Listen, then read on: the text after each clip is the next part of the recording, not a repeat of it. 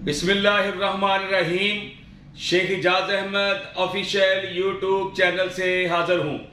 आज मेरी स्टोरी कि सेनेट अवाने बाला पर किसका कब्जा होगा। कब्जा मैं क्यों कह रहा हूँ?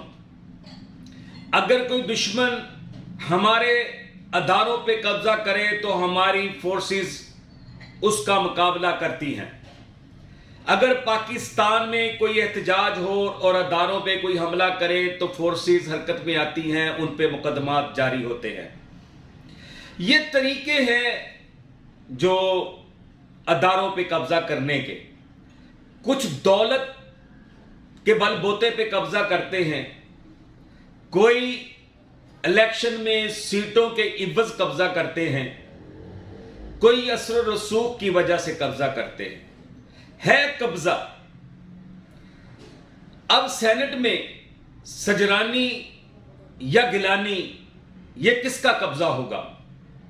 अगर मेरी अंदरूनी कहानी जो मैं बयान करने वाला हूं पसंद आए तो मेरा चैनल सब्सक्राइब करें। मैं दोस्तों से कहना चाहता हूं कि सिर्फ आपने एक इशारा करना है, ऐसे सब्सक्राइब हो जाना है। तो इस सिलसिला में मैं आपसे रिक्वेस्ट करूंगा कि आप मेरा चैनल प्रमोट करें।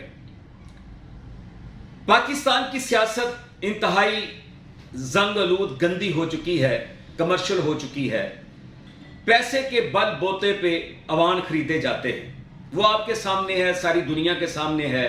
प्राइम मिनिस्टर ने इकरार कर लिया है, अपोजिशन ने इकरार कर लिया है कि हम पैसों के इवज दौलत, जागीरदारी, वडेरा शाही और तल्लकात के पेश नज़र हम पाकिस्तान की सियासत का सौदा करते हैं। MNA MPs जब मुंतखब होते हैं तो वो भी जिनके पास अरबों रुपए, करोड़ों रुपए हों, वही इलेक्शन लड़ सकता है, वही वोट खरीद सकता है, वही ज़रूरतें पूरी कर सकता है, वही असम्बली में जा सकता है। कोई सफ़ेद पोश मुतवसत तबका, आम गरीब आदमी का नुमाइंदा असम्बली में नहीं जा सकता और अवाने बाला तो कोई सोच भी नहीं सकता। इसी तरीके से जब ये लोग मुंतखब होकर नेशनल असम्बली में, सूबाई असम्बलियों में चले जाते हैं तो फिर ये किए हुए खर्चे जो इलेक्शन में अखराजात हुए हैं, सबसे पहला जो झूठ बोला जाता है वो ये कि इलेक्शन कमीशन की तरफ से 20 लाख रुपए MPA और 40 से 50 लाख रुपया MNAs के खर्चे के लिए रखा जाता है, जो कि आखिरी दिन पोलिंग डे पर भी इससे ज़्यादा खर्चा आ जाता है। और MNA MPA सबसे पहला झूठ बोलते हैं और हल्फी बयान देते हैं कि हम इतने पैसे लगा के, बल्कि इससे कम पैसे लगा के जीत के आए हैं, जो पाकिस्तान की सियासत पर एक बदनमा धब्बा और झूठ और फरेब और धोखा है, जिससे हमारी सियासत शुरू होती है। अब अवाने बाला का इलेक्शन हो चुका है, दौलत के बलबूते पे इलेक्शन लड़ा गया है, करोड़ों में MPs MNA के दाम लगे हैं और सीटें बिकी हैं। किसको मालूम नहीं है, कौन से अदारे को मालूम नहीं है, हर एक जानता है। अब सेनेट के चेयरमैन और डिप्टी चेयरमैन का इलेक्शन है। मैं इसको इलेक्शन नहीं कहता, मैं इसको कब्जा कहता हूं।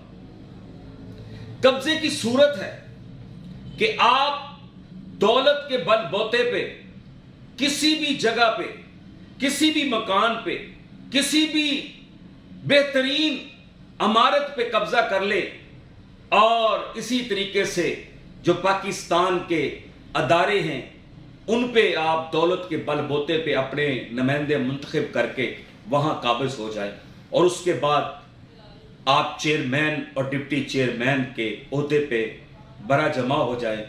ये भी एक कब्जे की सूरत है। اب دیکھنا یہ ہے کہ قبضہ کس کا ہوتا ہے، سجرانی کا یا گیلانی کا۔ دونوں آنکھ کے تارے ہیں، مگر سجرانی کے پلس پوائنٹ یہ ہیں کہ وہ بلوچستان سے تعلق رکھتا ہے، چھوٹے صوبے سے تعلق رکھتا ہے۔ چھوٹے صوبے کی محرومیوں کو بھی ہم نے دیکھنا ہے۔ آرمی چیف پنجاب سے ہے، پرائم منسٹر پنجاب سے ہے، صدر محترم کراچی سے ہے، اور سپیکر پختونخوا سے ہے۔ تو بلوچستان کو بھی ہم نے ایک سیٹ دینی ہے کہ وہ محرومیوں کا شکار نہ ہو، اس لیے سجرانی کا یہ پلس پوائنٹ ہے۔ مگر آنکھ کے تارے دونوں ہیں، گیلانی بھی ہے۔ اب دیکھنا یہ ہے کہ اس پہ قابض کون ہوتا ہے، دولت کس کی چلتی ہے، تعلقات کس کے چلتے ہیں، اتحادی جماعتیں کس کے ساتھ ہوتی ہیں۔ یہ بات اہم ہے۔ پوری قوم کی نظریں سینٹ کے چیئرمین اور ڈپٹی چیئرمین پہ لگی ہوئی ہے۔ اندرون خانہ ملاقاتوں کا سلسلہ جاری ہے۔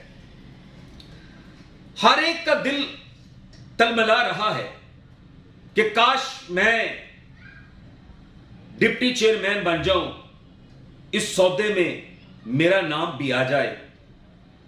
تو یہ چیزیں کل واضح ہو جائیں گی کہ میں یہ سمجھتا ہوں